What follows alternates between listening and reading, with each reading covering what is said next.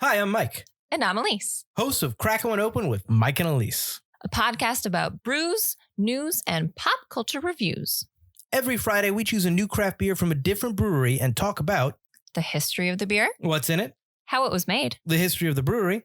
along with tasting notes and more fun facts. After that, come chill with us as we bring you the latest in pop culture news and reviews. So check out Crackin' When Open, part of the Forgotten Entertainment family. Another season of Forgotten Horror has come to an end, but as Field paraphrases Al Pacino from Scent of a Woman, we're just getting warmed up! spend the next few months with Forgotten Cinema as Season 7 kicks off with movies from all across the decades. We jump to the 70s to talk about The Front Page, starring Jack Lemmon and Walter Matthau. We dive into the 80s with Michael Mann's Thief and the Dennis Quaid Meg Ryan thriller DOA, and then slice into Butler's childhood years, the 90s, with The Last Samurai and The Negotiator. That's right, Field. You're old. So very, very old. Shut up, Butler. Forgotten Cinema, part of the Forgotten Entertainment family. Hi, I'm Mike Field. And I'm Pat Whalen. Pat is a lifelong comic book geek. And Mike is a filmmaker and storyteller. So naturally, a bulk of our conversations surround the world of the Marvel movies. Some consider the MCU one of the greatest achievements in modern-day filmmaking, and others just think they're comic book movies. Each episode will tackle one film and discuss the differences between the comic book and what's on screen. We'll explore the growth of the Marvel Cinematic Universe from its inception to present day and beyond, and have a little fun along the way. You may not have asked for it. You certainly don't need it, but you'll be happy we're here. We think. This is yet another MCU podcast.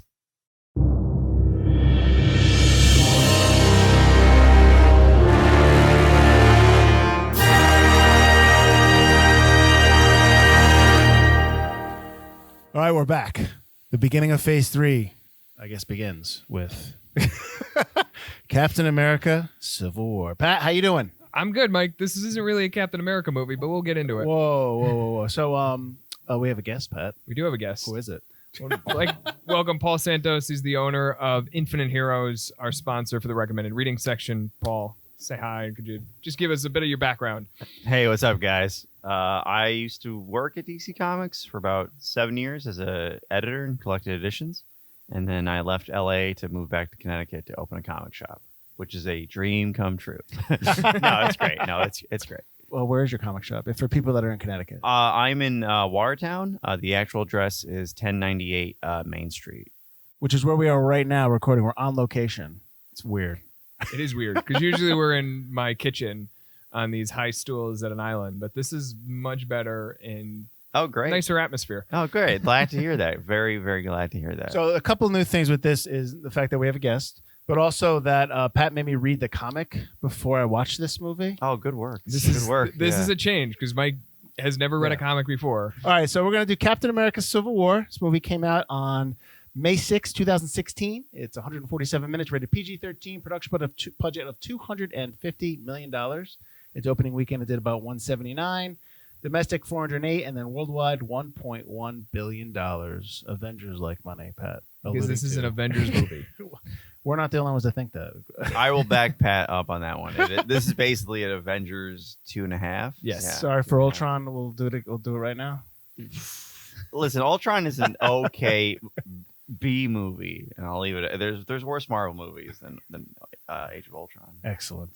So this one's directed by the Russo Brothers. They obviously come back for the next two Avengers. I just wrote down Avengers 3 and 4 because I didn't want to bother to write out everything. Written by Christopher Marcus and Stephen McFeely. I'm sure it was also uncredited rewrite by 15 other people. Music by Henry Jackman, who did Winter Soldier. He also does Big Hero 6, which is going to be one of our bonus episodes if we haven't done it already. Cinematography by Trent Opalak, who does Winter Soldier, and then he returns for Infinity War and Endgame. So everyone's in this movie. Everyone is in this movie that has been in other movies before. I'm not going to go through the entire list. We'll get to them. I guess I just wanted to do the newer people that we haven't seen before. Although Frank Grillo does come back as Crossbones. Yes. Is that right? Okay. Yep. You can explain that to me later. I guess we meet T'Challa, or Black Panther, because Chadwick Boseman's in this movie now, and now I guess this is a prequel to Black Panther, supposedly. We are greeted with Peter Parker, Tom Holland, who goes on to do obviously the Spider-Man movies. Then we have his last name Zemo. Is that right? Yes. Is that back? Yeah. Okay. Yeah. And is he in the comic? Yes. Okay. and that is played by Daniel Bruhl. We meet Aunt May, who is Marissa Tomei. Then Martin Freeman's in this movie as Everett Ross, and he comes back in Black Panther. and then that's it, right?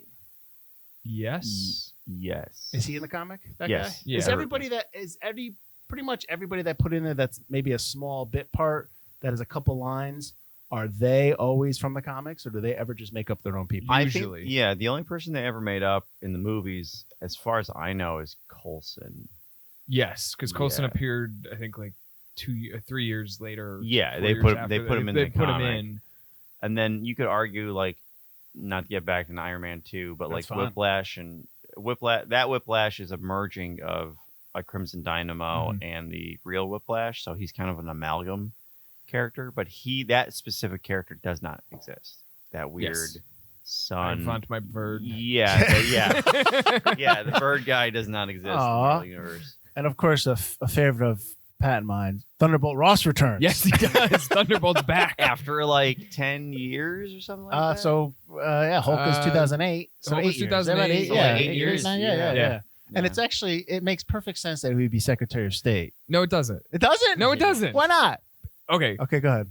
I was gonna Why say don't you this- why are you hating on Thunderbolt Ross? I'm not hating on William Hurt as Thunderbolt Ross. Sounds like you are. I'm hating on the fact that the guy let the Hulk trample over a college campus Okay. and then destroy downtown Harlem, and then he became Secretary of State.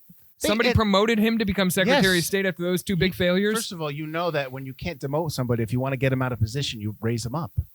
You promote him. You get him away from that. You put him somewhere else. You gotta agree with that one. I mean, it checks out for the Marvel logic. Yeah. All right, so let's get into the movie, but I had mentioned before the podcast, before we started, that this is probably going to be primarily a lot of this didn't happen in the comic, but this did. Yeah. And this will probably be short. Pat, why don't you start us off with, I don't know. What happens in the movie? I guess, why don't you? All right, let's talk about what happens. Because this might make my head hurt if I keep trying to talk about what happens. This is a continuation of the events from Captain America Winter Soldier, and also obviously a continuation of the events of all of the Marvel Cinematic Universe films. In it, we realize that Bucky Barnes has returned. He's framed for an explosion that kills T'Challa's father. T'Challa becomes the Black Panther. He's not before. So just real quick, I'm supposed to believe that his elderly 70-year-old No. father was still Black Panther? No. Okay, good. No. So T'Challa was always Black Panther during this time. I think in the Black Panther movie, in the movie, yeah. So T'Chaka. it's his father is Black Panther up until a certain point, and then in the movie it shows T'Challa becoming Black Panther. I did not rewatch Black Panther. I don't So I'm not neither prepared for did I. this, Don't worry but about I'm pretty sure that's the sequence of events that happens. it. Okay. He's still Prince because like his dad is. Yeah, still no, I get alive, that, but yeah. but now he's the Black Panther. Okay. You just don't see him in costume till later on in this movie. Yes. When the big chase scene. Right, Yeah. yeah. Which is the chase scene is actually not that bad.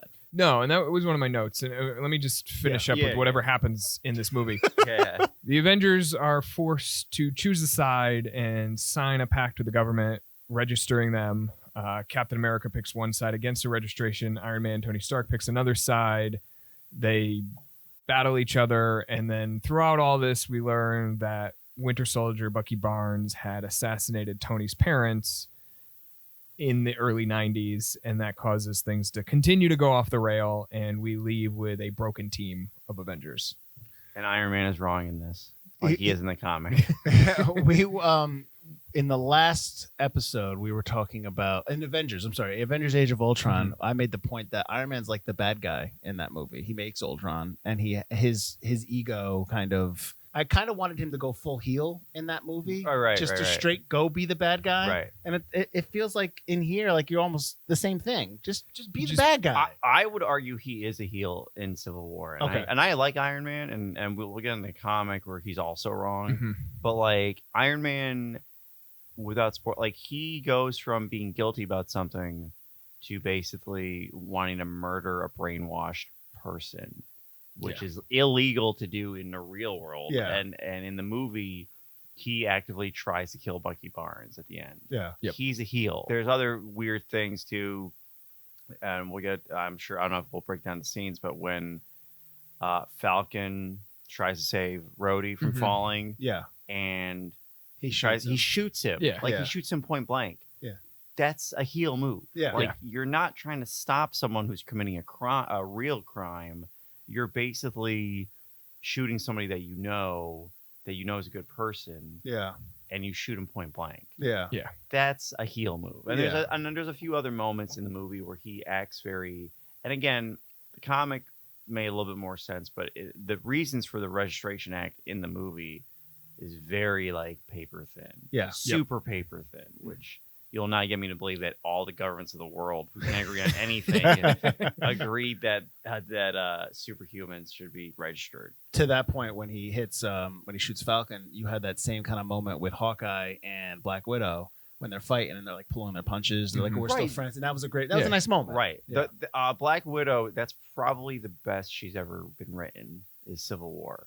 Because she seemed like because that's what Natasha is. She's like a triple agent. Yeah. But she's always doing the right thing. She does what she wants or thinks is right. Right. And she's usually right. She's usually doing the correct thing. And in that movie, even I didn't know which side she was on, personally. I thought she could easily be playing Cap or Tony. So it was a pretty good job. When after that fight, Stark tells her, they're going to come after you. It's like, you're at the Avengers facility where she's not hiding. Right. Well, right. Yeah. And that's the thing. That's a villain move. Yeah. Like villains are always the ones to say, he gives you her an can't stop ultimatum. me. Yeah. You can't stop me, or you can't win. Blah blah blah. That's a villain thing. Yeah.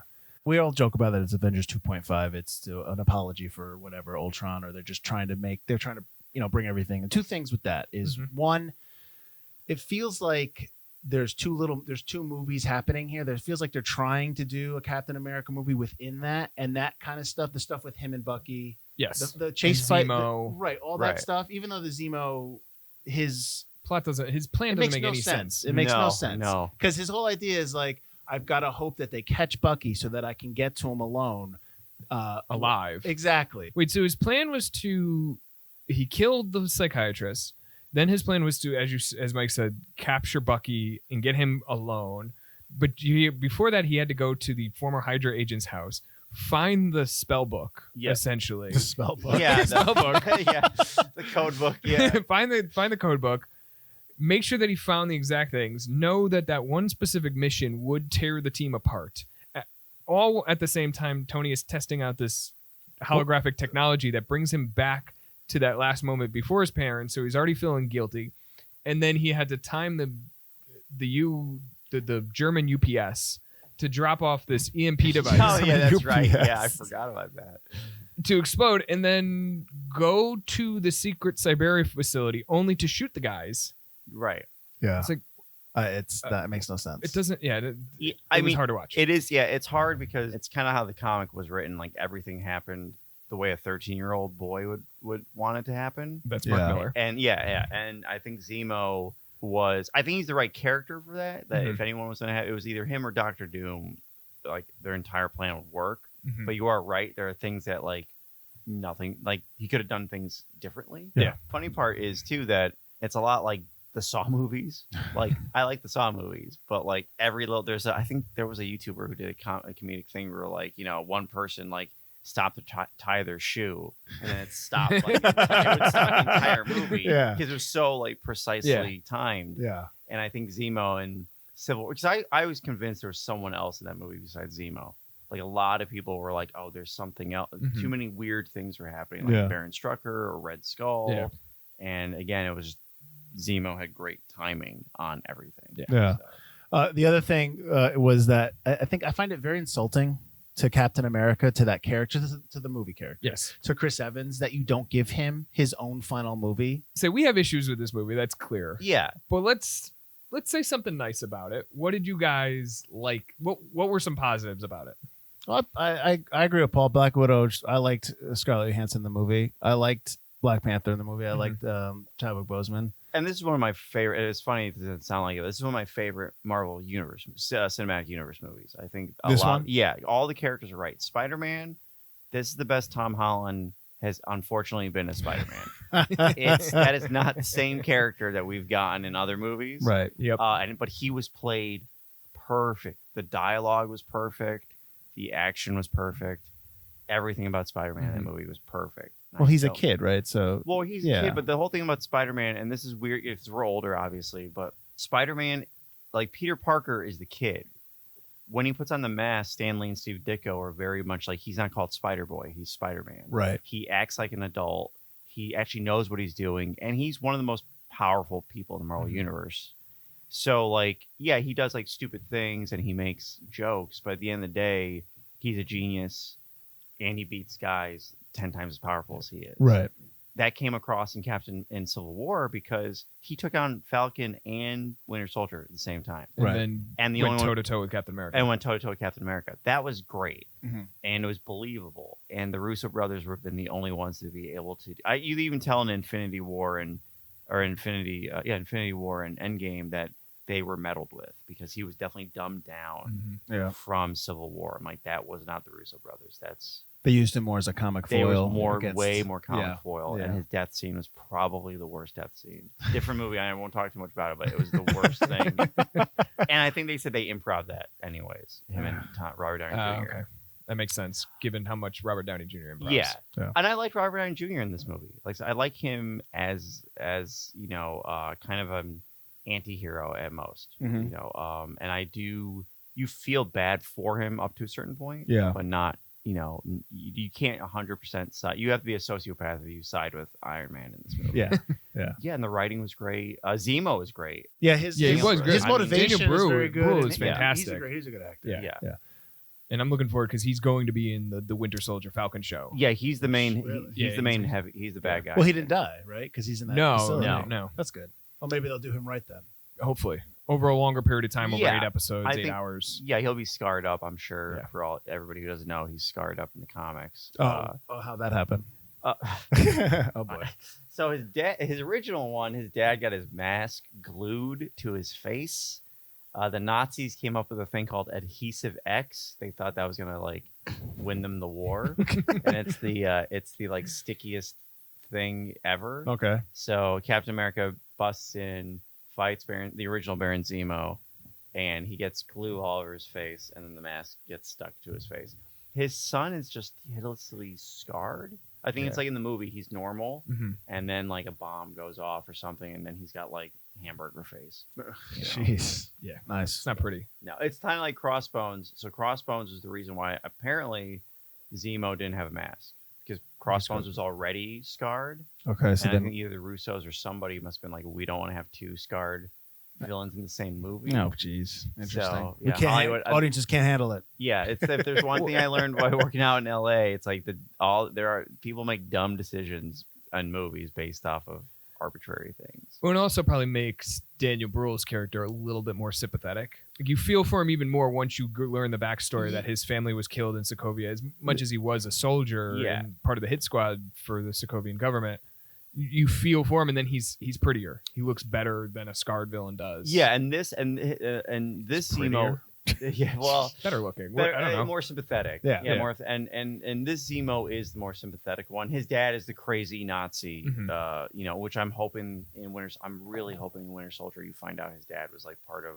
Hydra or Yeah. something. Mhm. That would be cool. The only thing, because you bring it up, is I'm so tired of hearing about Sokovia at this point. The Sokovia Accords. I'm from Sokovia. Remember when you guys? All that reminds me is of Ultron, and I don't want to remember that movie. Yeah, and this again, very odd. That the entire government, like my whole thing, especially with Civil War the comic, I'm sure we'll talk about Yeah. this.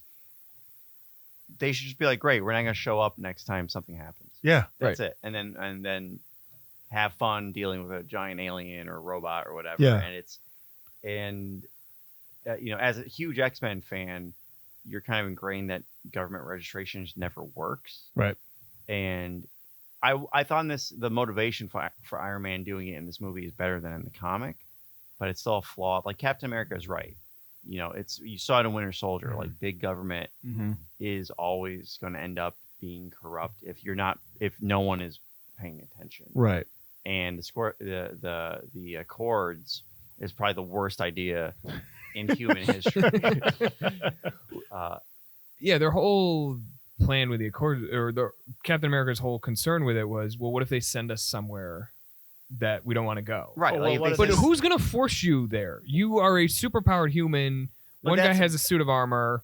Another guy can wield an electric hammer. Right, but you've said right, which is fair, but everybody knows who everyone is in this Yeah. universe, and he had to sign. The Accords were a document they had to sign, and I think they tiptoed around like we don't want to be sent into Iraq, and then find out that there's no supervillain. You know, what I mean? Right. Like, Yeah. that's the Well, that's problem. kind of like in the Winter Soldier when they start off on the ship. Yeah. Yes, That's yeah. like going to the ship when he didn't realize that they were there, but Natasha's actually downloading data, and Right. he's already Right. already like annoyed that Yeah. whoa, what are we doing here? Then? Right. Like that's exactly what it is. Right. Yeah. And I didn't buy because you need an even team, but I didn't buy like half the people that were on Tony's team, anyways. Besides Rhodey, I'm Mhm. like, why would any of you not follow Captain America? Like, I just don't get it. Yeah. He's the Yeah. most. I mean, I know that if you're friends with Tony, granted, but like Captain America is probably is the ideal symbol of what you want to be as a quote unquote American or as a person. As a person. Why would you not? Exactly. Why would Yeah. you not be like, well, if he's saying this, maybe I should listen. And they make it so that Black Panther's on the side because he just wants revenge Well, he against wants Bucky. revenge. Yeah, they did. So he just shows up. right because the character would not. Yeah. I mean, he didn't in Civil. He was neutral in the comics, but he wouldn't side with Tony. Yeah. Something I wanted to ask within the movie. There's a moment after the explosion, and Black Widow Natasha's sitting down on the bench, and so is T'Challa. Yes. And she basically says to him, vengeance isn't something you should do. She gives him a line like that. Mhm. Does she know that he's Black Panther? Does she know? Does anybody in that universe in the movie at that time know about Black Panther? No, but she's a spy. I mean, that's the hand Mhm. wavy. Like she just knows things. Mhm. And Right. I don't know if the movie will show like if she's gonna be super old like she is in the comics. Like Natasha's was like a kid during World War II. Mm-hmm. I don't know if they'll bring that into the movie, but she's been around a while. I should say she's been around the block, but like that's that is also true in the comics. So she may just know the Black Panther is a thing because Like heard rumors or something like yeah, that. well, Yeah. because, we know that Wakanda has been the United States in the past. They know that they exist in the universe. Yeah. So she just may know that like he's superpowered. Well, I wondered that because my first note when they had the fight at Lagos, and I'm like, why are we here? And then I realized that is that just because we can say that Wakandans died so that we could pull in T'Challa and have all Yes. that? Yeah. Yeah. Yes, yeah. Because at that point, I'm like, why would anybody in America, in terms of registration, care about a country in Africa Well, to and get the Accords going? Right. You know what I I mean, mean? there's that one scene that Tony has with the mother that the That's kid had. Yeah, but that's what you're looking for, though. That is as brief as it is, as maybe as kind of useless as it is, it's there. Well, why don't we go into the comic? Yeah. Because, Oh, yeah. because why not do what they did in the comic and have them kill a bunch of kids in a school? Why not do that? Disney. All right, well, how about this? A high school. Something like where they're older. Something where there's an explosion. Why not? Well, how about this? Why not put it in America? Why? I do agree with that. You I could do put it in agree. America and I blow up. But I mean, Wakandans. that's the thing. You could blow up Wakandans, you could blow up whoever, but they destroyed half of New York in Avengers and nobody seemed to care. Well, I True. think if it was like a building full, like I don't want to say like 9/11, but like an office building exploding with like a full like 3,000 people. In Well, it. even if it is the UN. What if it was the UN? Or the UN. I think the Yeah. UN would be a better. I think the UN. It's too much like, well, this country may start a war True, with the true. U.S. and. But I do think it should have been in the United States. Yeah. So to clue people in who haven't read the comics or fans of the comics, we're talking about the Civil War comic that came out in 2007. That's 6 or that 7? Sounds right. Yeah, that 2006, sounds right. 2007. Mark Miller, Steve McNiven wrote the main series, and then there was dozens. I brought it back to you, Pat. It's right Oh, here. good. Mike has it here. There's dozens and dozens and dozens of crossovers and tie-ins from all the ongoing series at the time. But the event opens with a group of D-list heroes known as the New Warriors who get in a scuffle in Stamford, Connecticut, and blow up a school. And so that's what kicks off the need to register. And it has nothing. There is no actions led by the main core Avengers or any of the prominent superheroes. It was a group of kind of nobodies. Yeah, it was the New Warriors, and they were basically not teenagers, but like young adults, like, Yeah. in their early 20s, so not seasoned, pretty rookie-ish. And they were doing a reality show. They were They filming were a doing a reality reality show. Yeah, show. they were out of their league. They went up against villains they shouldn't have been facing. Right. And Yeah, they and- basically went up against Nitro, a villain that like explodes, and because Mark Miller is Mark Miller, he went off much more powerful than he's ever been, and made him basically destroy the entire school in Stanford, like you said. Yeah. Which is interesting. Because we're filming again here in Watertown, Connecticut. We're normally filming in Stanford. We'll do a memorial service. Yeah. Yeah. Jeez, Pat. All right, so you had me read this. Yes. What did you think? Did you get it? Did you were you able to track most of it? Because in rereading it, it's a hard series to follow without the tie-ins. Well, I feel like I didn't know a lot. Yeah, of backstory. Yeah, Civil War had a lot. It's one of the few crossovers I actually think almost all the tie-ins are probably necessary, because Mark Miller just doesn't care about things like detailed plots and narrative. He just wants to use the characters. He wants the cool moments, because I like Civil War in the fact that there's a cool moment at least once an issue. Okay. Where there's a huge that looks great and it fits, but it's not explained, and it's usually explained in a tie-in. Right. But I want to. Yeah, I'm also curious. What did you like? All the characters kept popping up. Right. All these, and I was just okay. It was really tough to keep track of who knows who their history. Mm-hmm. I didn't realize that Reed Richards and the Fantastic Four, he is on the level of Pym and Stark, Yes, and he's beyond. but you know what I mean. I'm saying he's a big voice in that world. Okay, you know what I mean? yeah. Somebody who has major influence and somebody who's that's fair. Yeah. who's brought in for major decisions, anything like that. Yeah. And the fact that they have never even touched any of that, I know they can't in the MCU, Right.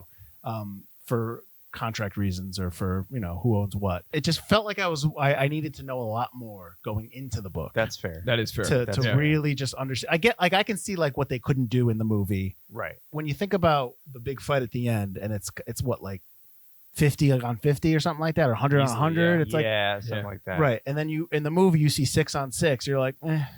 After reading it's- the comic, you're just like, It's civil skirmish. Yeah, and that's the problem with even bringing Spider-Man. I was praising Spider-Man before, but bringing Spider-Man into the movie doesn't mean anything. Now, not in the comic, Right. And again, the 6 on 6, I will give them credit that they did a really good job doing it, but it doesn't feel like the movie was made as a reaction to Batman v Superman. Right.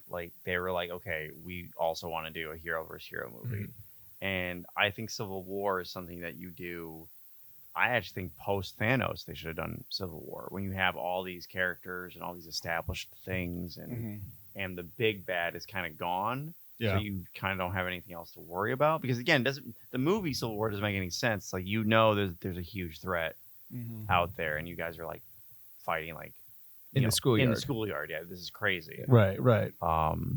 Yeah, that makes a lot more sense. And the idea that they did it in response to Batman vs Superman, it's you're already established. Your Marvel Cinematic Universe has already been established, and you have already got a foothold on box office. Don't chase. You're the leader. Don't look back. Who cares? Right. Yeah. Right. And I think it's because either the Russos or maybe even Kevin Feige they just really wanted to do, because they did Winter Soldier, and Winter Soldier came out, A couple of years before. Yeah, 2005 or 6. Yeah, because The comics. Yes. The comics. Yeah. And so I think they were already on this path of trying to move forward. And I get it. Thanos also came later, but you knew he wasn't coming until much later. Right. With Winter Soldier and Civil War, they were using stories that were only 10 years old. So I think they were more about doing the stuff that the most people knew about, because a lot of people read Civil War. Civil War was the biggest selling Marvel comic in a very, very long time.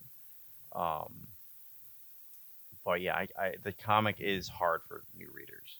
Do most most avid comic book readers or people that work in the business, do they view the movie differently because do they understand that they couldn't take from the comic or the series? Yeah, I've never heard anyone ever say they didn't like Civil War, the movie, or say it wasn't done well. They have some nitpicks. Again, Spider-Man made no sense. Right.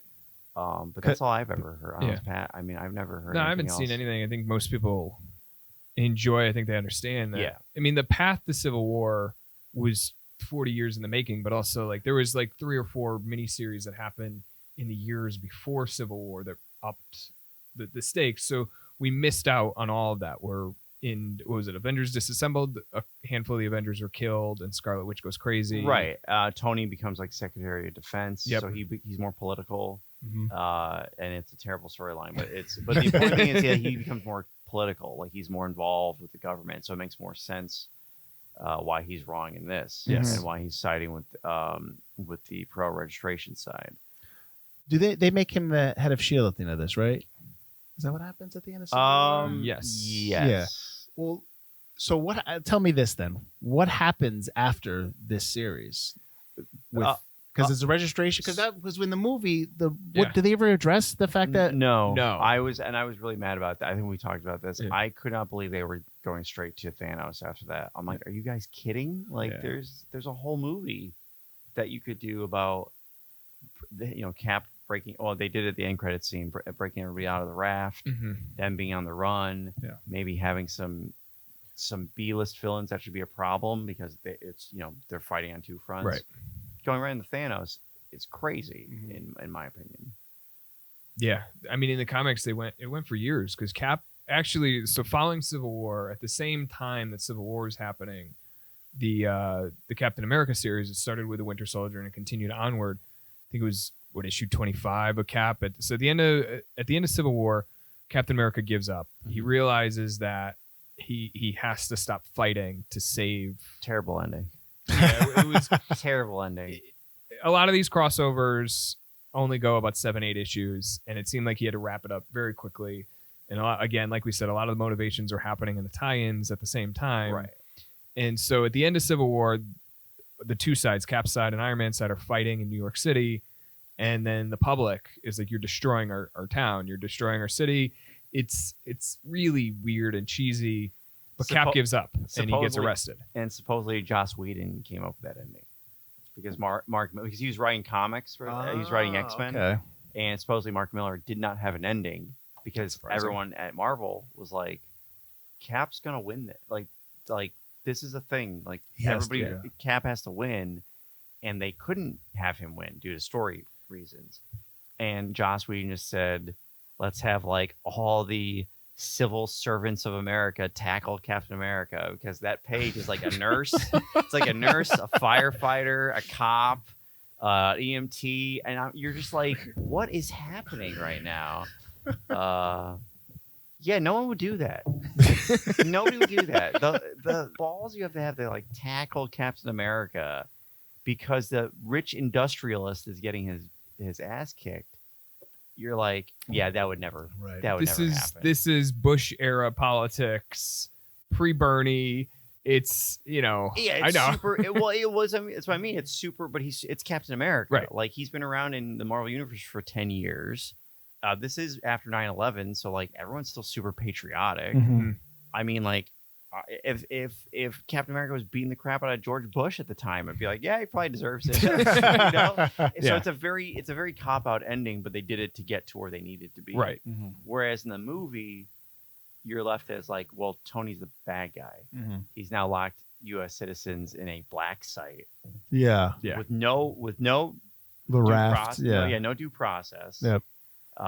Which is something that's brought up in the Netflix shows. Not to get off tangent, but they mention the black sites like the raft, and you're like, how is any of this legal? Like, Yeah. none of this would be legal, you know. And then they had in the movie, Tony's like, he's like, I didn't know they were gonna do this. Like, you didn't know they were gonna Yeah, do you anything. We didn't know they built the giant floating prison. He probably built it, Right. Like, you know? Just for Stark Industries. Yeah. It's just very. It feels disingenuous, and it caused like even the whole like fight scene between him and Cap in the movie. Mhm. You're like, yeah, bro, like they're gonna use us to invade other countries. Yeah. And Tony's like, because this one mom said something. He's like, I know we need to. Yeah. But they've done that before, and I got to get back on topic with what happened afterwards. But Right. they did that before. In Iron Man 1, Tony went by himself to take out a terrorist cell, Correct. wherever. And then in Iron Man 3, they send Iron Patriot over there. Yes. And he almost blows up a sewing factory, and like a milling Yeah, factory. So Yeah. in this universe, the military, like Shield or whatever, the military already like what worked in the 80s in comics was that the government had heroes, and then there were non-government heroes. Mhm. And the Avengers were like they had a government liaison, but they weren't working for the government. Right. But the government had like U.S. Agent, which you'll see in the Winter Soldier show, and they had a few other guys. And it was always understood that those heroes were on the payroll of the government and would do things like special ops overseas or rescue missions overseas that was specifically for the government. That's why the Civil War movie, you're kind of like, well, they would have why would the United Nations ever agree for the United States to have a superhero army? Right. Or the United Nations, because the United Nations doesn't have an army. So why would they have an army of superpowered beings? Yeah. There's the moment, and I'm switching over to DC, and you probably remember this, but during the new 52, during the 52 series, right. China gets their own team of superheroes because they're sick of the United States having everybody. So they just hire a bunch of superheroes? They form a team of superhero called the Great 10, I believe it's called. And so it's that same concept as like, it's a nuclear arms race just made of superpowered individuals. This was after the Civil War series? This was in This is DC. DC This is in universe. another Oh, one. I'm But just to sorry. use Okay. like a Right. similar comparison of things that have happened. Okay. Right, because it does make sense. Like in every comic universe, basically, it's like countries have superhumans. Yeah. There's no real, in a current era type thing, there's no like united hero group type of thing. That's the other thing. I'm glad you said that because then I remember something else Okay. in the series. What's up with the clones? What is going on with the clones that they're building? The Thor clones? Yeah, but then they have more at the end where they're all like going to other states. What is that? Do you not remember that? No, I only remember the Thor clone. I remember the Thor I remember the clone. Thor clone, the Ragnarok Yeah, protocol clone. which I thought would have been I was like, he's not in this movie. You could have had A clone, yeah. clone So Thor, in the clone robot comics, Thor. in addition, some of the members on Tony's side include Hank Pym and Reed Richards, and as we've mentioned, they're Right. some of the big brains in the Marvel universe. They develop a number of ideas, and one of the ideas is a Oh no, the initiative. Sorry, Pat. Not Okay. to just so I won't forget. No, the initiative is they were sending out heroes to different states. But that was part of what they wanted to do with the registration, right? Correct. Okay. Yeah. So like Texas got their own team. New York got their own team. And but they are not clones. They're so those Thor are all was the only heroes. clone. Correct. Thor was the only clone. Yeah. So in the comics, Thor they build a clone of Thor because at the time Thor I think was dead because of Ragnarok. Is that right? Or Ragnarok was happening at the same time? He was MIA. Okay. Go with that because I don't remember. But he Yeah. was MIA. He wasn't. He wasn't around. Yeah. Just like in the movies, Thor wasn't around in the comic. Was he in Civil the War. reflecting pool? He may have been in the No, reflecting pool. God. Taking a bath? I gotta leave. I gotta take a bath. That was pain. That was bad. That was I don't- bad. Anyway, in this movie, I thought it would be cool if he had shown up. Right. As You know what's funny As is the I clone totally, Thor. Yeah, as clone Thor. I totally forgot that he wasn't in this movie. Yeah, so at the same time, there's Team Cap, there's Team Thor. There's a short little video of Team Thor. And Thor ends up spending time, Chris Hemsworth puts on the costume, and they do a short film where he's living in Australia with a roommate named Daryl. And he follows Daryl off to work. And like Daryl is just this loser, looking guy and everything. And so Thor kind of just changes up his life a little bit. And he's like, I'm waiting for them to call me. Why hasn't anybody called me? And Mark Ruffalo makes an appearance as Bruce Banner, and they're just like, no, we don't want to talk to Thor. We don't want Thor. But yeah, to Paul, your point, I think having the clone would have upped the stakes because this movie has minimal stakes. No, the stakes in this movie are very compared to the comic. I mean, in the comic, Spider-Man gets shot up by a bunch of supervillains. Yes. And almost dies. To name one thing, in the movie, I think that's why Rhodey became crippled because they needed something bad to happen, Right. and even that is kind of hand waved in comic. Later on in the movies, you don't even know he's crippled. You know what I mean? No idea. No. He's Yeah. crippled, and I think it's one of the things that, again, if I had my money, I would say that Disney was like, don't ever bring that up ever Yeah. again. That he's crippled. He could just walk. Let's just say that. Yeah. What's funny is that now we have it's not kind of a history at these movies where we just forget about stuff that happened in the previous movie. Like we talked about how Iron Patriot works for the government. Right. I know that Justin Nobody Hammer, acknowledges Well, that hold on. in. Right, but I know that Justin Hammer got arrested, But his tech was still good, right? He still had all those drones. What happened to all that stuff? They all blew up. But I know, but like his, Oh, I'm you saying could like build it. Yeah, you could nobody, rebuild you it. know what I mean? Yeah, the mandroids that they didn't call mandroids. Yeah, he basically had armored robots, Right. Mini Iron Man. Yeah. And you never see the government use it, which is BS. Yeah. And again, in the shows, they bring up Justin Hammer and all his tech, and criminals are buying it. And you're like, wait, why doesn't the government have this? Like, Yeah. they don't have any of this. Or they don't go to Stark and be like, we want you to do what Hammer did. What? And even like, because we've talked about the short film Hail to the King, where we see Justin Hammer in prison. Why isn't the government? Yeah, he worked with a terrorist, but put him on parole. They bring And hire him. They use hackers all the time. Yeah. Why not use? I just bring Justin Hammer back. Yes. Well, the villain. I mean, again, it's the the Marvel Cinematic Universe up until recently have had really bad villains, Right. and I think they care more about the heroes, Mhm. so they kind of forget about this. And again, and I will say this, just compared to DC movies, the Marvel movies they're really trying hard to make them the world outside your window. They kind of want to make everything dumbed down. You know, Iron Man is flying around, but that's like, we're not going to go anything crazy. Like, we're not going to have him fight an ice-powered villain or a fire-powered villain. We have to have him fight an armored villain Right. for 3 movies in a row for whatever reason. Yeah. Yeah, we argue that there's not so much villains, but villainous obstacles. Like, Yeah. you know what I mean? Yeah. They're Yeah. not- And they're also throwing, it's kind of like they're throwing everything on a wall to see what sticks. Yeah. Like, again, not to get too far out, but like Ragnarok is a million different stories thrown in. Yep. Even Civil War, to a certain extent, is a lot of things. It's a Cap movie with Winter Soldier. It's a Spider-Man movie. It's an Iron Man feeling guilty movie. Yeah. It's a Vision Wanda romance movie. Yeah. Which was like, that was probably the most painful because I liked them together, and I actually thought their chemistry is good, but the Vision would never, ever go on a side that is going to capture Scarlet Witch. Yeah. That would never happen. Yeah. Like, and I'm not saying that like that's the DNA of the character. Mhm. I'm not saying Scarlet Witch would do that, but the Vision, his whole thing is like, he was born, and him and Wanda fell like madly in love, and they did that in the movie. They were obviously flirtatious or whatever. So like, I know at the was it like halfway through he lets her go or something? She fights him. She pushes him. But he lets her go in the compound. I thought that they were on the compound. No, she wants to go. She wants to go out, yeah. And then because Hawkeye shows up. Right. And then she pushes him all the way down, like all the multiple levels. Yeah, that's ridiculous. He could have Like, gotten back up. Like, that's the thing. He could have gotten back up easily. Right. But I think he just said, I got to stay down for her. Yeah, right. And, right. you see the relationship in the next in Infinity War, where all of a sudden Jarvis can look like Paul Bettany. Yeah.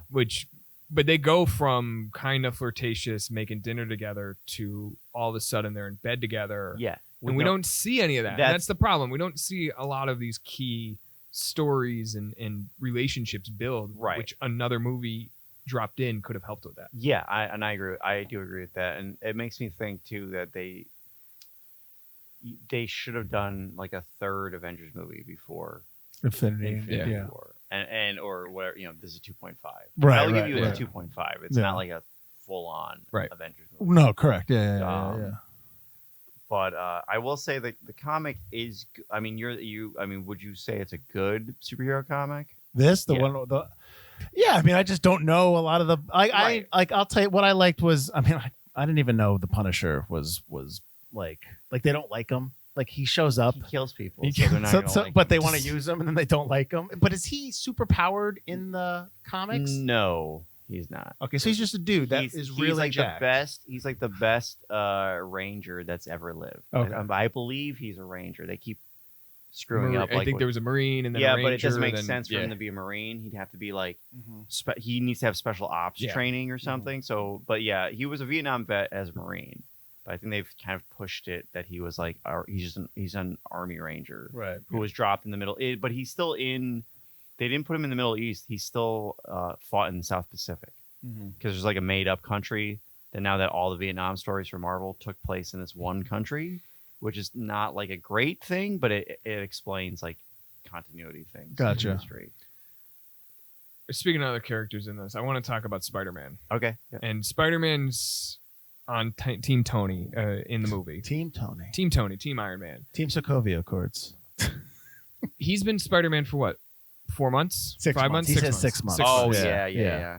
In the comic books, he's Spider-Man since I think he's specifically since I was 15 years old. Right. You're meant to assume that he's closer to 25, 26 in the comics, I think, at the time. Yes. And yeah. so He's married. He's mid-20s. He's married. Yeah, but he's mid-20s. He is married, yeah. He's mid-20s. Yeah. He is married. Aunt May is old and old. Old and old. Not anything like Marissa Tomei. But he has a key moment where Spider-Man has always been the poor kid from the other side of town, struggles to make do with his balancing life and love and superhero everything. So Tony comes to him with an offer and says, join my side. So his reveal that he calls a press conference and he tells everybody, my name is Peter Parker. I've been Spider-Man since I was 15. Yeah. And that, Paul, was one of those big moments that I think shocked the internet at the time and is one of Mark Miller's like key moments from that issue. Yeah, it's the moment. If you read Civil War, I don't know if you picked up on it, every issue has a key like fan service moment, but also something that's huge. Well, I didn't, but can you go through them? Or do you know them offhand? The Spider-Man reveal is one of them. Spider-Man betraying, spoiler alert, Spider-Man betraying the pro registration side and Punisher saving him. The fight between him and Tony? Yeah, Okay. and then him losing, and then Punisher basically showing up with like holding him in his arms, being like medic. That was a huge deal. Why was that such a big deal? Because Punisher and Spider-Man have a history, because Punisher showed up in Spider-Man. Okay. And it's just a really good moment because Frank has a weird relationship with heroes, but with Spider-Man, he has a weird like, I respect this kid, but he's a loser. It's like a bullying a kid and then becoming friends with the kid and looking out for him. And Punisher doing that was like a big like fan moment where they're like, that has never happened in a big book. Clone Thor. Yep. Clone Thor just showing up? Just showing up because you didn't know who he was. Like, you thought it was Thor. Because at the time, if you were a reader of the comics, you knew that Thor was missing. Right. And so all of a sudden, Thor shows up and he's on the pro registration side. And you're like, whoa, what's happening? Yeah. Okay. Bill Foster being killed, Giant Man. Right. Yes. And that was a he's big played by moment. Lawrence Fishburne in Ant-Man and the Wasp. Correct. The villain, the pro registration side hiring all the villains to fight. Oh, you know because what? they're a new version of the Thunderbolts. Because okay, well, not to cut you off, but like when that happened and they showed up, I was like, who are these guys? I don't understand why this. Well, is... that's funny because they did it on purpose with as all the A-listers as possible because they knew this was going to be like a mainstream book. So they put in like Lady Deathstrike or I don't even Green Goblin. Well, not Green Goblin. They put in a lot of like named bad guys. Yeah. So you would know. Songbird, I think, is in there. And they killed like two of them off the next one, right? Two of the lame ones off. Yeah. they had red shirts on the team that were going to get killed off. Right. Okay. So as soon as you saw them, you're like, they're dead. Yeah. If somebody said two of these are going to die, you could point to them. Right. Yeah. Oh yeah. Like people know like who Bullseye is. Okay. Bullseye's pretty big. That's Venom. It's not a good shot of Venom. And then Lady Deathstrike. And then you have Taskmaster, who's in Black Widow. Yep. So like you have people that they know that fans would know and be like, oh man, that's a big deal because these are all like, I'm gonna kill you bad guys, not like I'm gonna rob a bank. Right. Bad Okay. Guys. I know, and even like minor fan, and there's a lot of minor fan service moments of like, Hercules defeats the clone Thor because he's the only one that really could have done it in the lore. So there's just a lot of cool moments like Sue Richards going to Namor for help. why is that big? Because I got the idea that, I mean, granted, he's wearing nothing, but why is that a big thing? So for anybody who doesn't know Fantastic Four, so Sue and Namor have a weird like sexual chemistry that has never been that for whatever reason was never acted on. And so like she married Reed. She picked basically the good guy over like the bad boy. But it's always been hinted at that she probably should be with Namor, not with Reed. Okay. So her going to Namor, basically begging for help to fight her husband, is like a huge fan, like, oh my God, you know? So there's like things like that again, they could have dragged this out for like years. Right. You know? And yeah. And I think the other piece too is, picking up on the Fantastic Four, it split the family. The Fantastic Four was always about being she a family. comes back at the end. She comes back, but in the series, Reed sides with the pro-registration. Sue and her brother, Johnny Storm, side with the anti-registration. He got beat up. Yeah, that's the thing about Johnny, which I liked, because Johnny Storm gets beat up after the registration. Yes, and then he comes out of the coma and he goes with the anti-registration side, now the pro-registration side. You would think he would want to side with the government to kind of like make sure that wouldn't happen to him again or something. But instead he's like, no, I'm not. I'm a hero. Yeah. I know this is bad type of thing. I don't remember where the thing was. Did he just stay home with the kids? He was very well, he sided with Reed because Reed is his best friend. Right. Like he loves Sue and Johnny, but like Reed is his boy. So he just kind of was like, I'm not doing anything. I'm with Reed. I'll sign the pro registration thing, but because he's in the military, he was in the military, so he's like a little bit more. And there's no hiding his identity. He's the Fantastic Four has always been a very prominent public organization. Right. And he's the thing. He doesn't take off the skin. He doesn't take off the rock like hide. He is who he is. Yeah, and Sue and Johnny are more like, imagine if like a bunch of rich people were protesting for a higher minimum wage, which will never happen. But that's who Sue and Johnny are. Like they don't have to be there. Right. They're just there because like they know that they're privileged or whatever. So Parker, Spider-Man reveals he's Peter Parker. Yes. Yeah, huge moment. After this, what happens with the Spider-Man comic? God. Want to take this? Or? I mean, give me the short version. Well, I want to touch on one thing because you sent me a note when you were watching this, and you said, "What's the deal with the Iron Spider suit?" And symbolically in the comics, Peter Parker gets, and he goes from his red and blue kind of normal traditional Spider-Man costume that you've seen in all the movies to the Iron Spider suit, which we'll get in Infinity War. Right. I think is the first time we see it.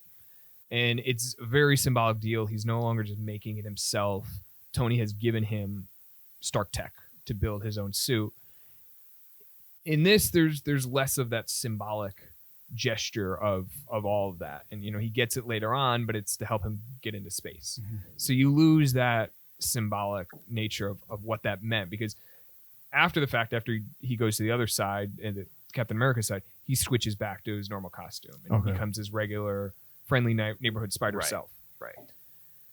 And then afterwards, because he does come out publicly and say who he is, for years, whether you've seen the movies or read the comics or even watched the old animated show, he was so worried about revealing his identity because he was worried about the people around him getting hurt. And that's exactly what happens. And so assassins start coming after Peter. He no longer has the protection of Tony to watch out for him. Was it Aunt May gets shot?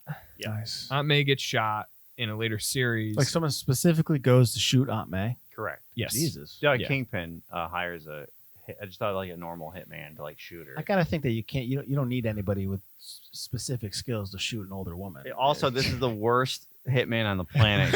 Aunt May is about 187 years old, and she's like surviving a gunshot wound, like for a while. Like for a while, she's in the hospital. And Mike, I want you to. I don't have to read that, do I? No, I want you to sit down. I want you to hold something because then it gets weird. Oh boy. Aunt May's dying, and so Peter goes to the devil, the actual devil. He finds Peter Parker. Okay. I should throw that. I should defend Spider-Man a little bit. Right, so the devil comes to Peter Parker. That's he right. doesn't, like seek out the devil. The devil comes to Peter Parker, and they make a deal. And to save Aunt May's life, he has to give up his marriage. And technically, and Mary. Why? So Mary Jane makes the deal, forces him to make the deal. Behind the scenes, Joe Quesada just hated the marriage. Really? For whatever, because he wanted Spider-Man to be young and single and all this other nonsense. And they couldn't divorce him because that would just look bad. They'll make him older in people's opinions, which I think is probably true. But they wanted to get rid of him and Mary Jane ever being married. Okay. So that part of it was that with the deal, everybody also forgot that he was Spider-Man. So the devil made everyone. Yeah, he reset the continuity. That was such a big deal, and I think it was only like 2 years later that happened, if that. Yeah. I mean, I want to say it was like a year from when he revealed his identity. So when people who are, I know that different people come on and do different runs of the characters, correct? Right. Okay. When they take a character from somebody else, I know you don't own it, because it's the company It's that you work yeah, for. it's corporate, When yeah. they take the character and then they do something that changes your entire what you've been working on for a couple years, doesn't that get frustrating? So they waited until J. Michael Straczynski, the creator of Babylon 5, when his run was ending. So he knew that this was coming, Okay. and they probably knew that Mephisto was going to just reset everything. So the writers worked together to try to like, okay, how is this going to work? And do you have any other stories you want to tell, type of thing. But this is the problem with crossovers, that they normally affect other people's books. And when they start the crossovers, the people that come in just don't care. They'll do whatever they want. If you're high enough, like Mark Miller was at the time, Right. As far as I know, the only person that had any input was Joss Whedon Okay. and Ed Brubaker. Yeah, probably Ed Captain- Brubaker with because Captain of America. The Captain America series was going on at the same time, and that There's was major things that Yeah, they had to do. Oh well, because he wanted to kill. This may be. I don't know if this is 100% true. I think Mark Miller wanted to kill Cap in Civil War, and Brubaker had to fight tooth and nail to prevent that from happening. So Wow. like that's because yeah. at the end of it was, we were talking about it before, but I think it was issue 25 of the Captain America Yeah. series by Ed Brubaker. Cap is shot and killed. Mm-hmm. So Sharon Carter is mind controlled in order to kill Captain America. So at the end of Civil War, the comics, Cap gives up. He's arrested. They're bringing him to the courthouse, and Sharon Carter comes up and pulls a gun on him. And Shoots him in the gut. yeah, shoots him in the gut. And so Yeah. there's the famous cover where you just see his like chest and abs bleeding out On that the steps, on like the steps Steps of, of like, the a courthouse. Yeah. And then after that, you know, Sharon's dealing with the guilt of what she did and what she was forced to do. And at the same time, Bucky, who's been, I think he had gotten his mind back at the time, or just about, He just got it back. Yeah. was given the Captain America costume. And Tony, who now felt extremely guilty for what had happened, you know, was working. There was a series, I think you went through some of the stages of grief. Yes. With Oh yeah.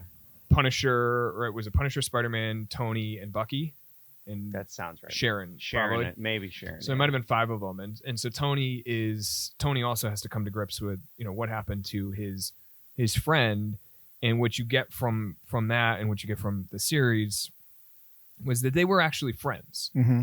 They weren't just, and this is one of my biggest issues with this one, was when Tony says, "I thought we were friends." In the movie. In the movie, In the movie. in the movie, he says, "I thought we were friends," and it's like, no, you guys are coworkers who've had happy hour together. Right. That is the relationship I've seen from these 3 movies that And you're in. Yeah, Yeah. I think we're circling back that there should have been one more movie Yeah. before Yes. Civil War. At least Yeah. one more movie. Have them fight, you know, the Masters of Evil. Have Vision and Wanda hook up. Have have Cap and Iron Man actually do a solo, or the 2 of them mission or something. You're right. Yeah, this movie. That's the problem with that. With the movie Civil War, is that everything feels rushed. Yeah. And again, I think everybody thought there was going to be another movie between Infinity War, Mhm. and there wasn't. Well, wasn't they come? I'm not sure about, and maybe this is a good segue to kind of like the movie itself. Actually, we're all over the place. Who cares? No, that's fine. That's absolutely fine. But when they did Infinity War, and then there was something where they weren't going to do a second movie, or they were going to just do one movie. Then they're like, no, we got to split this. Is that right? So originally they were going to do Infinity War as well. Like from what I've read, it's been way back when they first were planning the movies out. It was Right. just Infinity War. Okay. But they found out by including all the characters, It's getting big. they needed Yeah. 2 movies, and Right. it makes sense because all the people who vanished are pretty much in a lot of the first movie, Yeah. Mhm. and not like the normal Avengers type of thing. Right. Um, Like not like the originals. The originals. Are right, the originals are almost. I mean, Tony Stark, I think, is the only original that's in it a lot. Cap has like Cap 3 has, like, lines. 3 minutes Yeah, in the whole he's- movie. Yeah, in in Infinity War. Yeah. Also, I recommend you should read Ed Brubaker's Captain America. 'Cause Okay. it's Yeah. probably the best Captain America run ever. When that was at. That was before this. before, during, and after Okay. Civil War, and you don't need to know anything. It starts from scratch. It starts- So yeah. Ed Brubaker had taken over. He'd relaunched the series at #1, and it turns a lot of what you see with the Cap on screen is taken from that run. personality wise, yeah. design wise. I think the line "This isn't freedom, this is fear" Yeah. is from I think a Brubaker comic. Yeah. He So says that, and not in the same context, but that line is. how does? Well, let me ask you this: how does the regular series like Cap's running during this crossover event? How does that work? Like, how do they? Those issues. The Captain America issues are like him like organizing the anti-registration heroes. Okay, so so- it's him dealing with like you Okay. know the government, Shield, whatever he's fighting, Shield or something. I don't Yeah. remember. I don't remember the Civil War. It's like Sharon. You also have like a Sharon Carter issue, so you see how Sharon is dealing with this, or the Falcon. Like Mhm. it's more of his supporting cast. And Right. He's just kind of there because he's in this a lot. Yeah. He can't really support his own book for the 7 months this was going on. And I Wow. get on that note, Paul, because you've been on that side. What is it like in the editing room, in the writers' room? Do you guys all come together as you're plotting this out, or how does the plotting work to say, I want to do this with my guys in this book, but what's happening in the main? It's crossover. they usually spend a whole weekend. It's like a creative. I think Marvel has the same thing. It's a creative summit. So you have writers and the editors and the publisher. They're all basically locked in a room for a weekend. Yelling at each other. Yeah, and it's basically the people who are writing the series just say like this is what they want to do, Mm-hmm. and then they get a bunch of no's or like what the hell Yeah. from other writers. They kind of hash it out. Now, not everyone is invited. Mhm. It's only like Civil War affected the entire Marvel universe. If I had to bet money, I would say the Avengers writers, the writers for Avengers, Captain America, Spider-Man, Iron Man, and maybe like the FF were there. Mm-hmm. I guarantee you there were no X-Men writers. No. I guarantee you there were no other like secondary heroes or tertiary heroes. Like the Thunderbolts writer probably wasn't there. Right.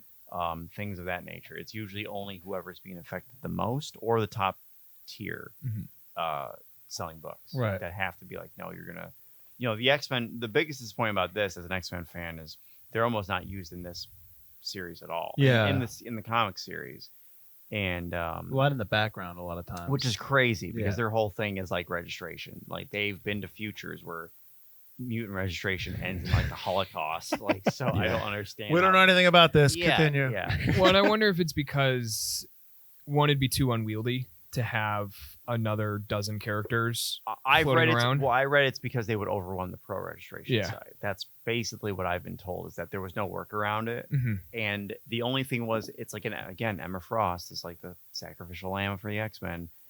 Iron Man goes to Emma Frost and says, "We will not bug mutants ever again, as long as you do not butt in this." And then so Emma Frost like goes back, sleeps with Cyclops. Then in bed says, "You know what would be great if Wait, we is that in didn't-" this book? No. But sleeps with Cyclops, and then bed just goes, "You know, it'd be great if we did not interfere with the whole hero thing." And Cyclops just goes, "Okay," because it's Emma Frost. So. Yeah.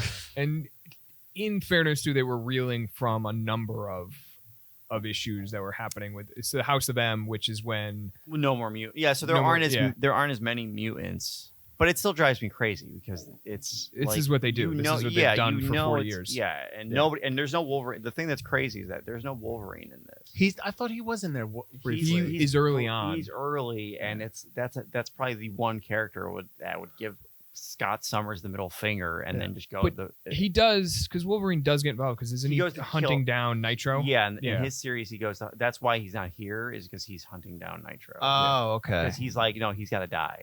Yeah. So when you're talking about when they get together and they have the summit, they're talking about Civil War, for instance. Do they at that point say, "Okay, listen, while we're doing this, you need to write this storyline off here"? I know they're usually given the chance to be like, hey, probably Mark Miller told the writer, hey, Wolverine's gonna go after Nitro, Okay, and then so that go. writer could do whatever he wants. Okay.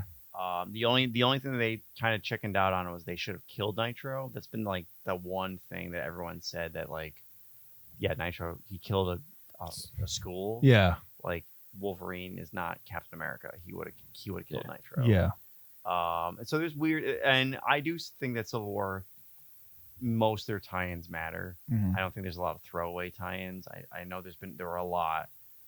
It does make Captain Marvel look like or Ms. Marvel at the time look like a fascist, but that's just her character. Yeah.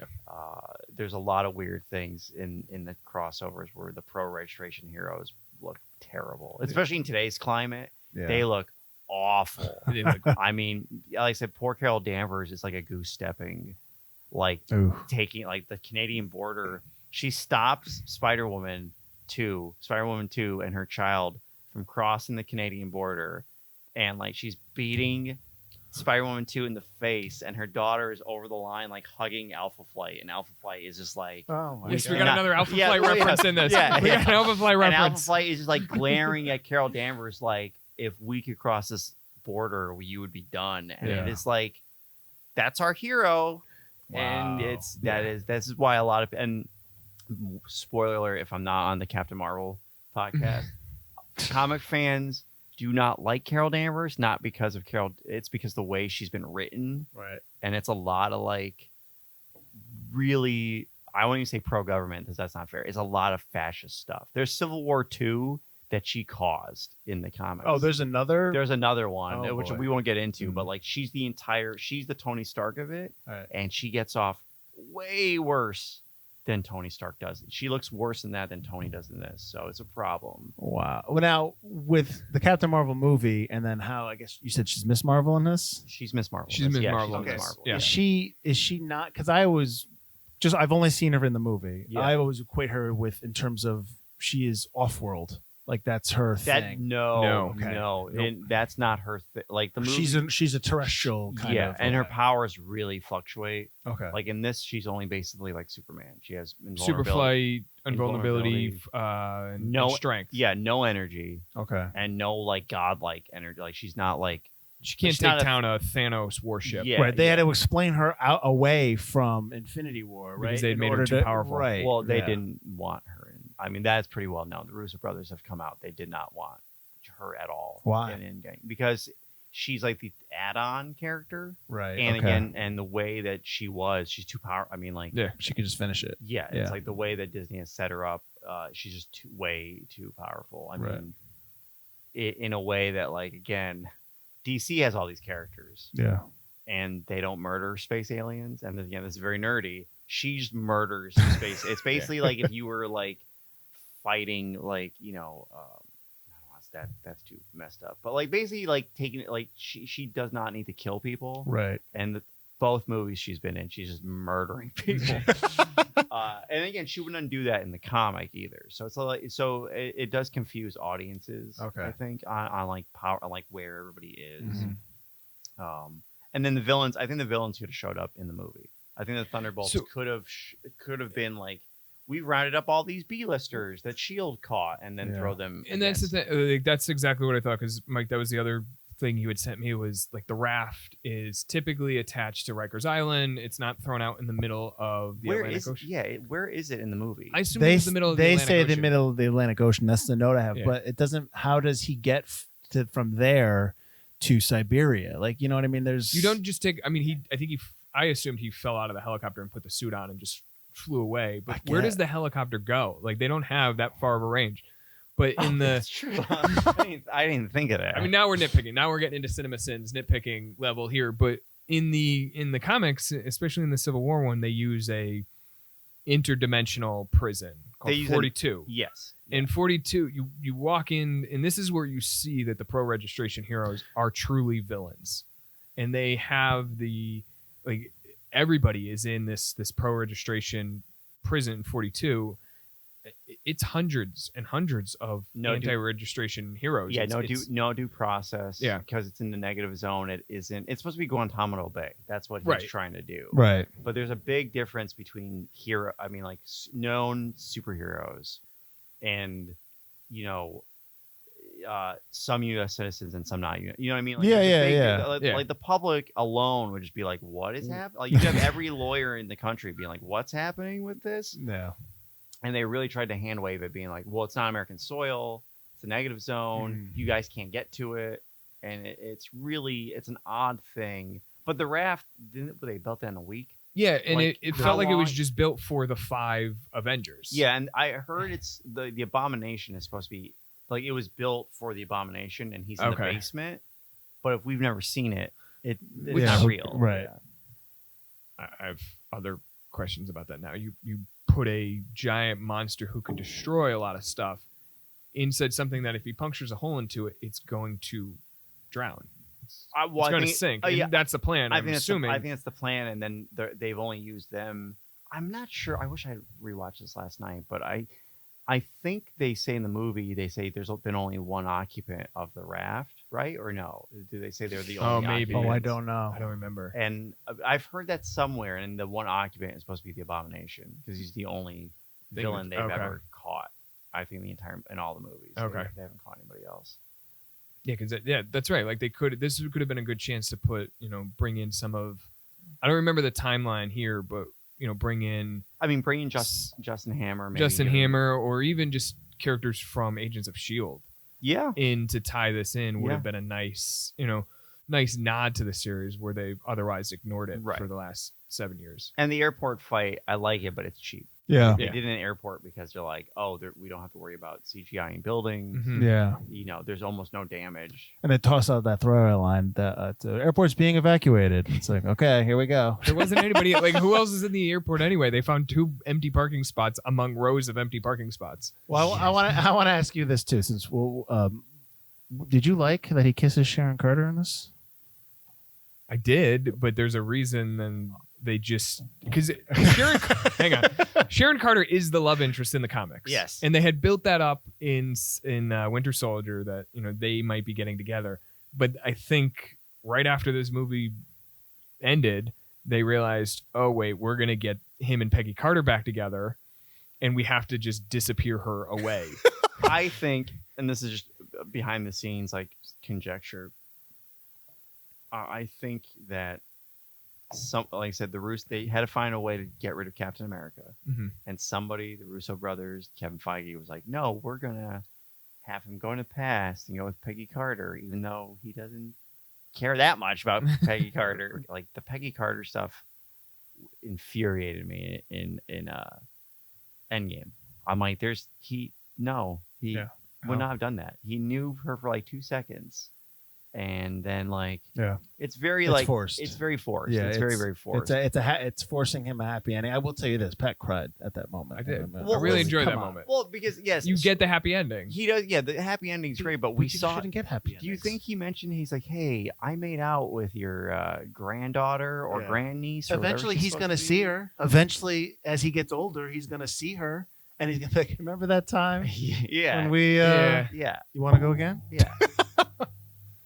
It's very, but listen, I think Sharon Carter in this movie also got she should have been more involved in this movie. Yes, and hopefully because she's also going to be in the Winter Soldier. Yeah, which show. I've heard she's going to be Bucky's love interest. Is what I've heard. Oh boy. Yeah, which is, but that is very that's very comic booky. That's a very comic booky thing for everybody to have the same love. For everyone to have everyone to have the same. Or they pass people around. Yeah, I mean, you joked before that Black Widow has been around the block, but she's hooked up with Hawkeye, Daredevil, Winter Soldier. I know I'm forgetting other people. Tony. Yes, Tony. Because she introduced. No, maybe not Tony. No. She was in Iron Man, but I don't think she. She may have. And there's other villains. The Red, in the movie, Red Guardian's her husband. But and even the X-Men are just a 1990s soap opera. We've already talked about Cyclops and Emma Frost, and there's Cyclops and Jean Grey, and then there's a whole bunch of stuff. In the movie, are we supposed to assume that Black Widow and Hawkeye were together at one point when they were younger, or they were just friends? I think they were just friends. So in the movie, I think they've pretty much gone full force. They're just friends. They're comrades. It's like his work wife. Right. I don't think there's ever any.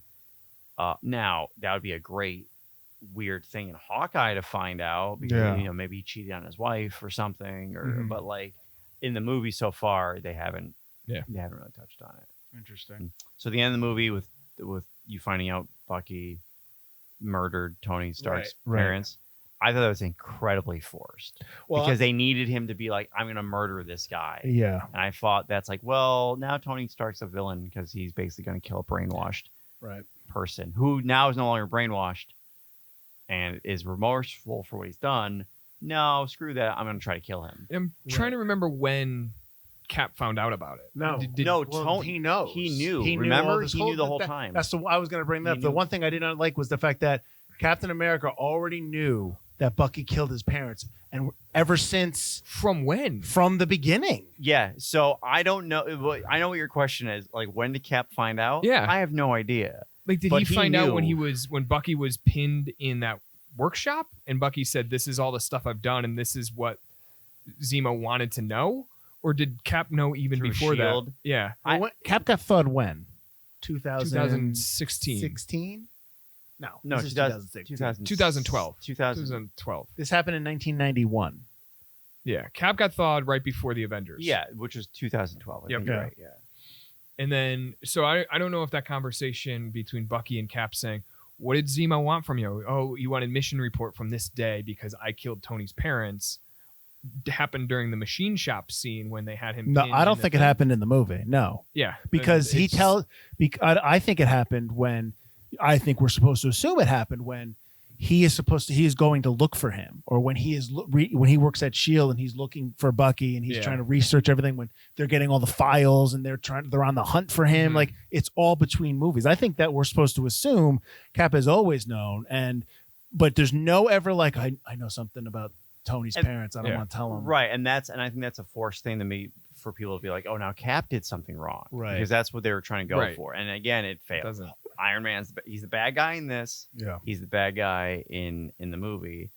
And again, the thing that I will say, I do appreciate the movie not having Shield agents all of a sudden become super soldiers, Mhm. which does happen in the comic. These guys can't take out like, a rat themed supervillain, but they're able to take out like scores of Avengers, and like it's crazy in the comic how that happens. But yeah, in the end, it's kind of weird that we all forget that Tony Stark was about to murder somebody, and it's not brought Yes. up in Infinity War or Endgame about sorry I tried to kill you. It Like, is. and I know it's Yeah. a comic trope, but this was an actual. He says it right. He says, "I'm going to kill him." Yeah. Yes. Yeah. That's bad. It That's was. real bad. We haven't even talked about the fact that we haven't talked about the fact that Ant-Man was in this. Oh yeah, Yeah, it's it good. was. And when he shows up, it's funny. Like Paul Rudd is Paul Rudd funny. does Paul a great Rudd's job Yeah, and- in as his role in Ant-Man Right. and all the Ant-Man movies Right. and this one. But that's the kind of cameo you kind of want. You pop in, Right. pop out. You're not. It doesn't like because with Spider-Man, it's like within this movie. Not only are we getting a Captain America movie, not only are we getting an Avengers movie, we're getting a semi origin story of Spider-Man. and Black Panther. We're getting we're getting kind of like well, yeah, it is because he's a lot. He's It's- in it a lot. And I it's a- read that they put him in a lot because they wanted Spider-Man in more, and they couldn't use it. They were fighting with Sony to get Spider-Man in the movie. Really? And so That makes more it sense. looked like he wasn't going to be in the movie, so they kind of toned down Spider-Man at that, and they beefed up Black Panther. Yeah. But then when they got Spider-Man, they were like, "Well, it's too late now." yeah, So that's funny. yeah, but Um, but again, I like the chase scene when they're fighting. the I action thought- is great. I didn't the bike when Bucky grabs the bike. That was cool. That's actually a practical effect. That's not a CGI. That's a guy doing it. It's like Nice. at that Awesome. point you're like, That's all awesome. right, good. Like that Yeah. stuff is not like when you know that they do it on camera. Yeah. You appreciate it a little bit more. I mean, I just mentioned I watched Evil Dead, the 2013, Right, the right. buckets of blood and all that stuff. I like that. No, me too. Yeah, I think yeah. practical beats CGI. Absolutely. CGI is meant to kind Enhance, of help, enhance. yeah. Yeah, it's not meant Yeah. to replace like Star Wars, Phantom Menace. But regardless of that, It's very Um, true. but there are moments in the movie that I enjoy, but on the whole, it's so long and It it's is a long just and a lot of stuff is forgotten about moving on. Yeah. I mean, again, I like it more than most Mhm. more MCU because I'm in the camp of like too many MCU movies are cookie cutter. Yeah. They're pretty Yeah. much the same movie over and Mhm. over and over again. But I would definitely me personally, I would put Civil War like top 5 for me. Really? Wow. Yeah. Wow. That's Wow. because That's bold. yeah. That's because, bold. because I'd have to hear your other top 5 because Well, there I- are huge flaws yeah. in a lot of these movies. Well, I do like Black Panther. yeah, Black Black Panther. I think I like them. I like the very movies. comic booky. I like the movies that don't rely on I need to see the other movies to really appreciate it more. They're more like the first Captain America. See, we've talked about me and Pat have talked about Yeah. this. The first Captain America is not a good movie. Well, Like, it's it's maybe it's comparison wise. Well, because it's very, and you guys already talked about this, but like the stories they ruin Red Skull, so that's a huge huge mark against it. And I think it's a little bit like, oh, we're gonna have a super soldier, but we're gonna have him be a mascot that tries to get troops, and that would never happen. Right. I'm like, Yeah. they would he'd be on the front lines, like, like trying to murder Hitler or whatever. And there's too much comedic stuff in the movie. Bucky falling off the train is very not. So I like first. I'm saying I like it. Yeah. I would say argue that Civil War is a better movie. Wow. Yeah, Okay. because it's more of like it knows what it wants. Even though there's things don't make sense, it knows what it wants to do. Right. Okay. And it doesn't really ruin. I mean, no, it doesn't. It doesn't ruin any huge like Red Skull was ruined because of that. Because he was ruining the entire franchise because that one movie. Would you have liked it because the original script was going to be nothing with Civil War? Kevin Feige wanted to do that, as you said. Yeah. Crossbones was supposed to be working for Red Skull. Are you okay? Yeah. Calm Yeah. down. Yes. Let me say that again before Pat flipped out. Crossbones was supposed to be working for Red Skull in the original script. Yeah, I've Would heard. you have appreciated that more? Yeah. I mean, if it led up to Civil War, like even if it was like a baby Avengers movie, Sure. with like you had Scarlet Witch and you had maybe Winter Soldier in the background or something, and the other Avengers, no Iron Man necessarily. Correct. Yeah. But yeah, I mean, maybe. But I like Spider-Man in this. I like Black Panther in this. I like Zemo. Like the only things I don't like about it are, like, in my opinion, my nitpicky things. Right. But I get it. It is a long movie. Yeah. But there's like 12 heroes in this movie. 6 on 6, and Yeah. Yeah, that's a Plus lot. villains. And then one villain, and then Crossbones and Zemo and Thunderbolt Ross And Thunderbolt. and Aunt May. Of course. Yeah, so Yeah. you get Sharon Carter, and we haven't even talked about Everett Ross, which we could talk about for Black Panther. Oh, Everett Yeah. Ross is great. I mean, they didn't Yeah. use him enough in Black Panther. I think No. he should have been used No. more as the fault, or the straight guy Right. in comedic routines. Like he would be much Hopefully- funnier. Hopefully, in the Black Panther sequels, we'll see. Maybe Yeah. in the Winter Soldier show, we'll see him a little bit more. 'Cause And- he could play those. He didn't roles. die. I thought he died when they rescue him. When they get Claw out of the facility. No, Everett Ross. No, he No, survived. He survived. He He's the only one uses the ship and blows up some of the ones that were trying to escape. Oh, yeah, you're right, he's you're the only right. one who lives when he gets out. I think. Oh, Yeah. that's right, because he goes to Wakanda and they Yes. put him in the. Okay, Yeah, you're right. You're yeah. right. I'm sorry. It's like, But- oh, you brought an outsider here. Yeah. It's Martin Freeman. But I will. Yeah, I would say top 5 All for right. me, for okay. me personally. That's Uh, perfect. yeah. That's fine. Yeah, absolutely. I think the only stronger movie, or the only other movies in that top. Now that I have to say it, because everybody will be like, "What's his other favorite movies?" And this might be cop out answers, Sure. but they're real answers. It's Iron Man, Endgame, and Infinity War, and Winter Soldier is on top. yeah, Yeah, I those- think those would be Yeah. most of those would be Yeah. up there for me. Yeah, the only reason I like Iron Man more than, like, say I like the first Avengers movie a lot because it's so comic book Right. accurate. I think Iron Man just does a better job. Like, even Ironmonger, he's fine. Like, he's not a huge villain. Right. So I think it's a good origin, and he nails it. He nailed Tony Stark. And without it, you don't have the rest of this world. Correct. Yeah. All right. But that's what I would say. Awesome. Well, Yeah. thanks for joining us for our Civil War discussion. Yeah. Thank you. Sorry. I hope it didn't go too far off the no, rails. Not. because- I honestly, I assumed that we were going to be all over the place. And that's fine. Yeah, Because it's not a problem. Because I said to Pat, I go, you shouldn't have had me read it, because he was like, you didn't send me a lot of notes. It's like, well, you had me read this thing, so I know that I already know what we're going to talk about. But I wanted you to talk about it from a perspective of because this is based off of, they pull the title, they pull Yes, the plot yeah. line. It's unlike, when we've looked at Iron Man, we've looked at Captain America, where there have been numerous issues of origin stories. In this one, it's Civil War, and it's a 7-issue series. Right. I didn't want to give you the tie-ins because I didn't want you to go so Nuts. crazy. Yeah. But I think there's, to see what they could do and what they could not do was an important point for our discussion. All right. I think it Yeah, worked. I think so. Especially since out of all the Marvel movies, this is the only one that has a real comic. Yes. It's based off, like, Ragnarok is not. It's based off two. Planet Hulk and kind of Ragnarok, but not really. It's a Hela story. Yeah. And that's I would say Infinity War is kind of sort of Infinity Gauntlet, but not really. Okay. So this is the only one that, like, has a pro registration side, anti registration side. The heroes are where they're supposed to be. Okay. And as not being a super comics guy, I was interested to hear what you had to say about that too. Cool. All right. I mean, I'd like to see a Fantastic Four movie done right. Hopefully. Hopefully. I mean, Right. I told you what I thought last time when we did Ant-Man is you could plop them in the 60s. Yeah, he wants to put him in the past. and Yeah, a then- lot of people. Yeah. A lot of people think they would work better in the past. It's like a forgotten. Well, Get trapped in the negative zone, get trapped somewhere else, and you Right. could just bring him pull back. them back in whenever you feel like it. yeah, and because the scuttlebutt now is that like Kang is going to be the big bad Okay. for them, or he basically shows up and he's like, "What the hell?"